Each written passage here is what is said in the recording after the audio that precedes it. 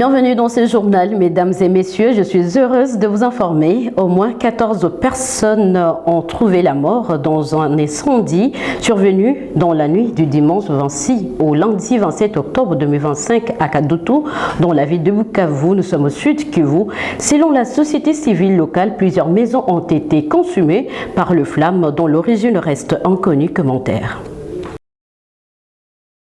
À Bukavu, la commune de Kadoutou est en deuil. Dans la nuit du dimanche 26 au lundi 27 octobre 2025, un incendie sur l'avenue Maendeleo a coûté la vie à 14 personnes, dont 2 femmes et leurs 12 enfants. Selon le chef des quartiers Mossala, Patrick Lubala, 2 autres personnes ont été blessées, tandis que 7 maisons ont été entièrement calcinées et 4 autres détruites volontairement pour limiter la propagation du feu. L'origine de ces drames restant inconnue, les victimes ont été inhumés au cimetière de la Rouzizi en présence des autorités locales et de la Croix-Rouge qui ont présenté leurs condoléances aux familles endeuillées. Le chef des quartiers appelle la population à redoubler de vigilance pour prévenir de tels accidents. Un drame qui rappelle la fragilité de la vie et l'importance de la prévention face aux incendies.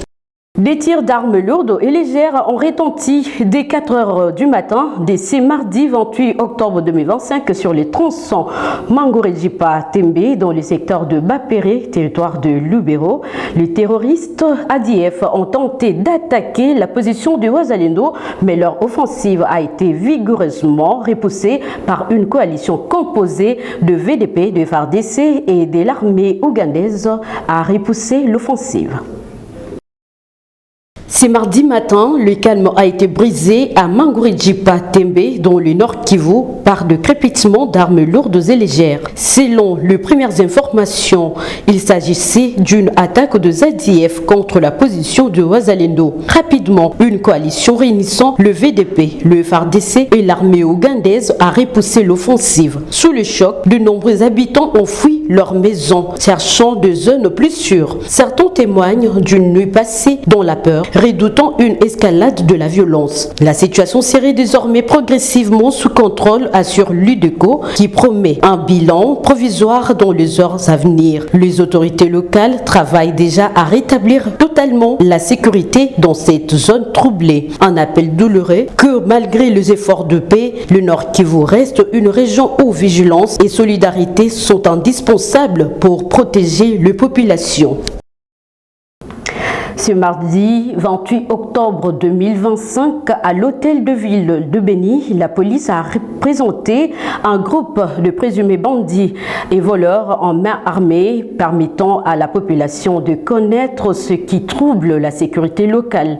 Nasson Mourara, porte-parole de la police nationale congolaise de Béni, renseigne qu'il s'agit d'un échantillon du résultat des actions menées par la police nationale congolaise sur terrain suivi.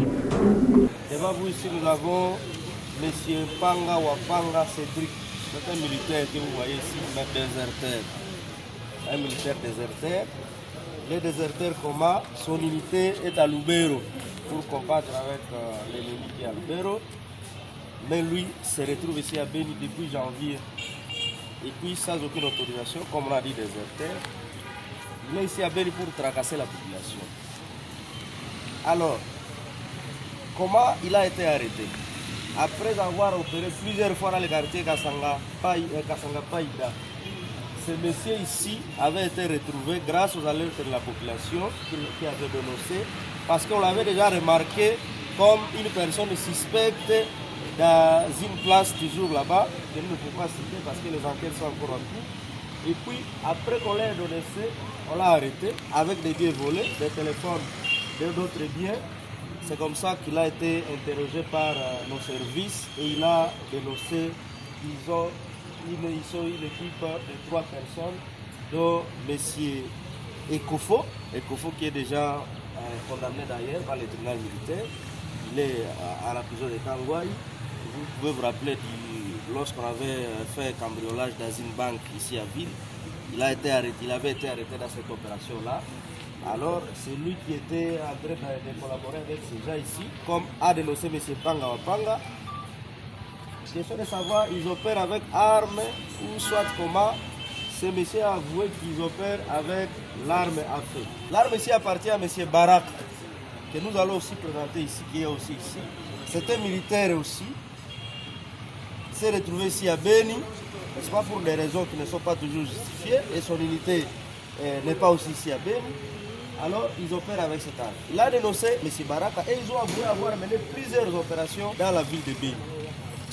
Donc, il a été arrêté.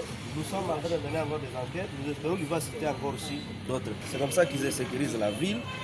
Ils ont volé des écrans téléviseurs, ils ont volé des biens de valeur, des téléphones que vous pouvez voir ici, et d'autres biens qui sont déjà restitués aux propriétaires. Et donc, après avoir arrêté ces gens, il y a des gens qui sont venus passer, vérifier, mais quelqu'un a reconnu que non, en tout cas, j'avais déjà vu la face ici pendant des opérations, tout ça, et des biens, des sacs à main ont été restitués aux propriétaires.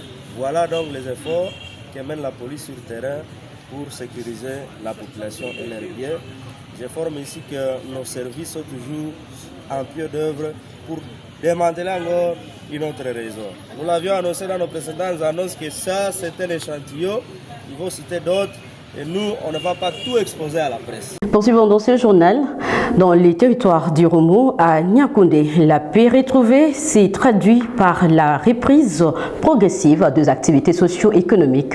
Le marché local surnommé le ventre de bétail s'impose comme un véritable carrefour d'échanges entre communautés longtemps divisées par les conflits armés. Au marché de Niakoundé, la vente de bétail bat désormais son plein. Situé au cœur de la chefferie des Andissoma, il constitue un levier de paix et un point de rencontre pour les communautés issues des différentes localités du territoire d'Irumu. Certains commerçants expriment leur satisfaction et reconnaissance suite à l'amélioration du climat sécuritaire. Nous constatons que la situation s'améliore. C'est pourquoi nous avons besoin des hangars au marché. Le marché fonctionne bien. Il n'y a pas de propos tribalistes. Nous vivons bien tous ensemble dans la paix. Tout se passe désormais dans le calme. Quiconque craignait encore Niakoundé ne doit plus s'inquiéter.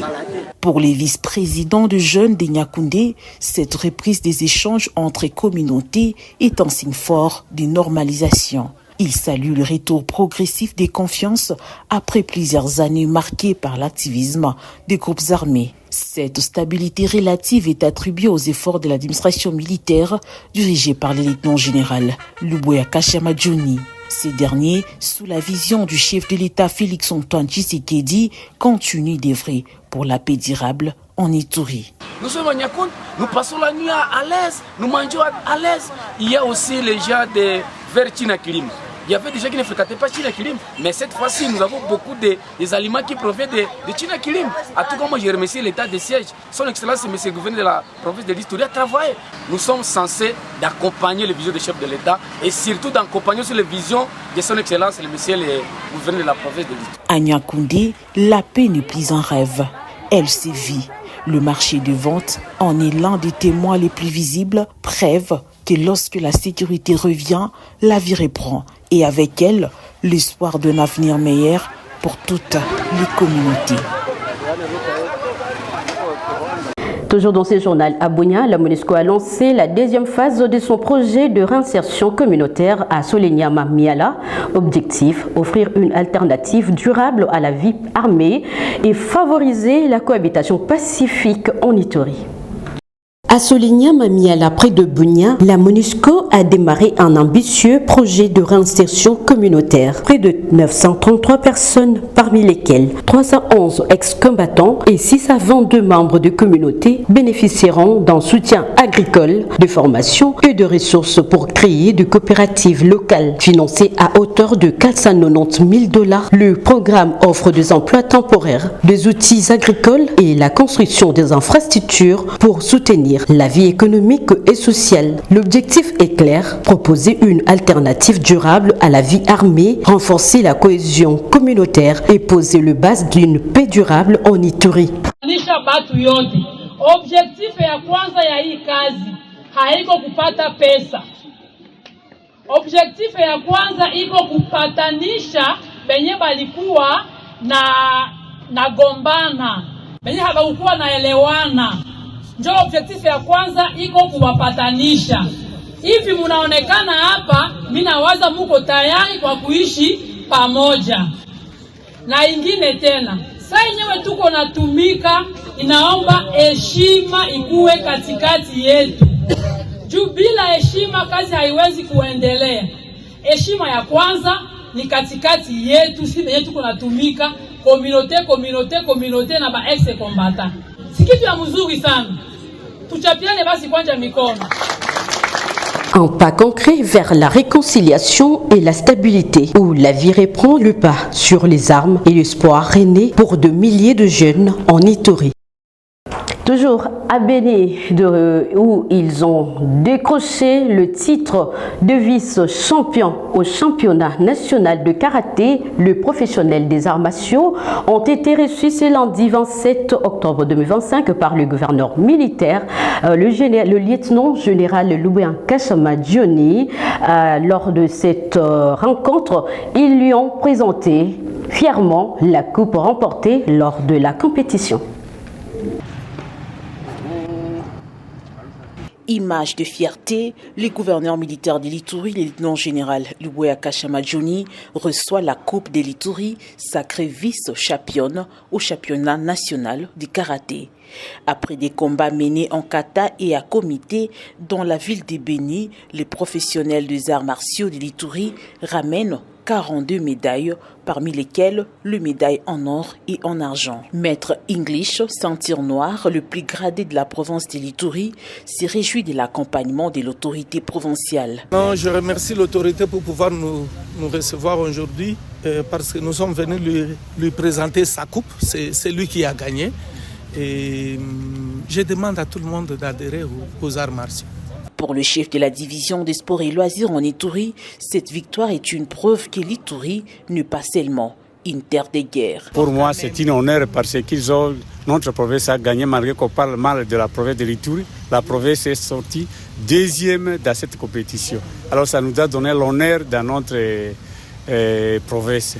Alors il fallait qu'on présente ça à l'autorité, qu'ils puissent voir aussi. Sans province a eu l'honneur d'abord dans la zone Est. À cette occasion, le lieutenant général Louis Kashama Djoni, le tout premier sportif de la province, a encouragé ses poulains à la discipline et a privilégié l'éducation à la paix. Vous êtes le plus gradé de la province. Merci. Notons que la jeunesse iturienne est le pilier sur lequel l'administration militaire s'appuie pour bâtir l'avenir de la province de l'Ituri. Rendons-nous à Kinshasa. Le tribunal militaire de la Gombe a ouvert le procès de l'adjudant Ebabi Bonga Sarah.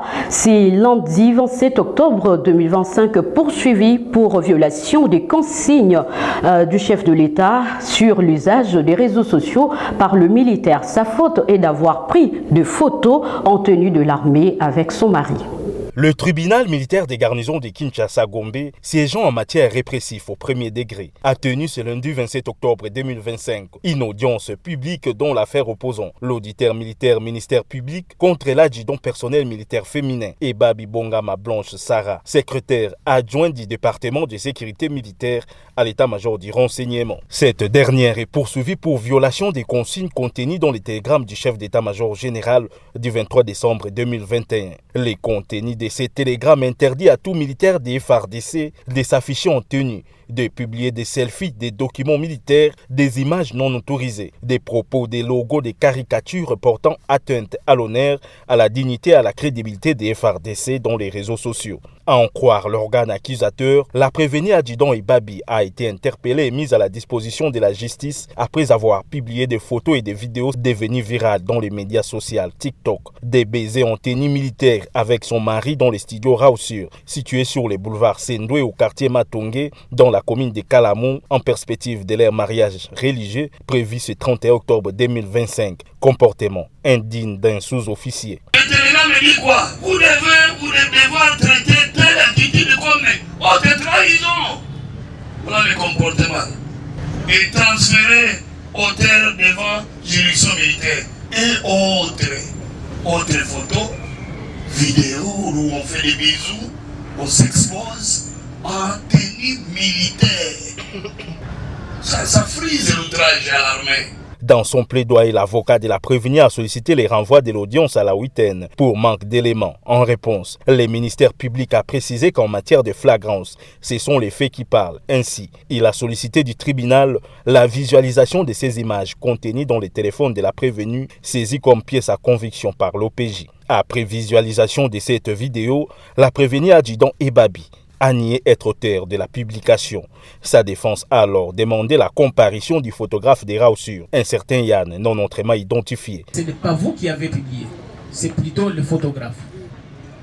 Sachant bien que vous serez poursuivi pour ça, quelle a été votre réaction? Vu que ce n'est pas moi qui ai publié, l'infraction est individuelle.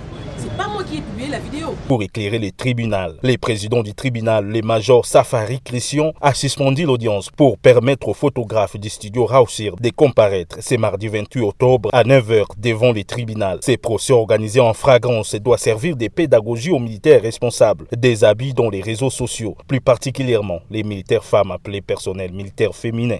Et puis à Matadi, chef-lieu de la province du Congo central, au moins 57 personnes arrêtées après la grève de transport organisée ce lundi 27 octobre pour protester contre la nouvelle grille tarifaire fixée par la mairie fixant le transport à 550 francs congolais.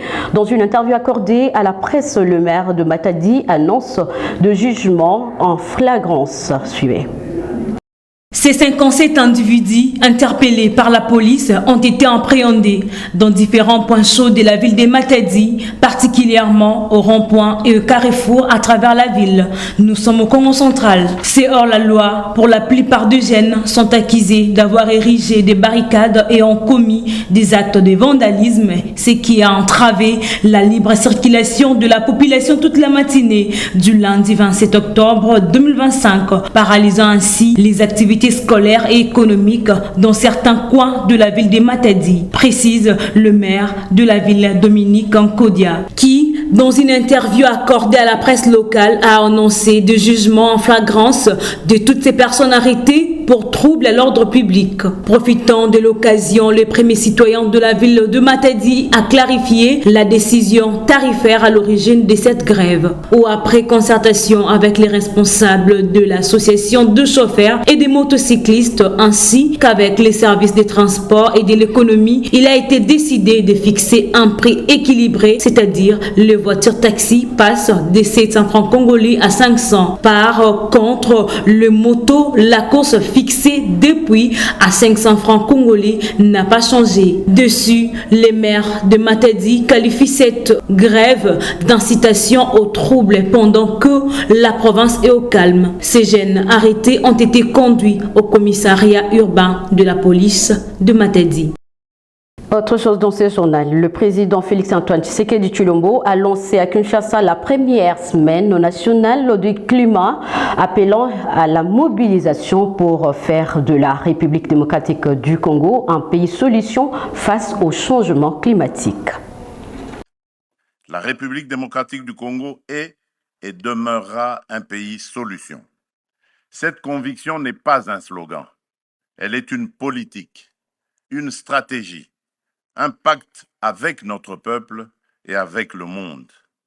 D'où l'importance stratégique de cette semaine, forger une vision partagée et participative du rôle de la République démocratique du Congo dans l'équilibre climatique de la planète et convertir cette vocation en politique, financement et résultats tangibles au bénéfice de nos communautés et du climat. Cette première semaine nationale du climat doit donc être le point de départ d'un pacte d'action, assumer notre responsabilité, mobiliser nos partenaires et aligner conservation de la nature et développement pour que l'un renforce l'autre durablement, équitablement et au service de tous. Dans cet état d'esprit, notre programme national « La forêt, c'est nous » incarne notre ambition. Plus qu'un projet, c'est un espoir, un couloir vers de résilience et d'opportunités reliant provinces, communautés et générations. Il traduit notre engagement à restaurer, à protéger et à valoriser nos forêts, à créer des emplois verts décents, à soutenir les communautés locales, en particulier les femmes, les jeunes et les peuples autochtones, et à stimuler une économie respectueuse du vivant et créatrice de valeur sur notre sol. À la communauté internationale et aux bailleurs de fonds, au secteur privé et aux investisseurs responsables, je lance un vibrant appel. Venez investir dans la forêt tropicale congolaise, dans nos énergies propres, dans notre jeunesse et dans l'innovation écologique. Chaque dollar investi en République démocratique du Congo n'est pas une dépense, c'est une assurance vie pour la planète.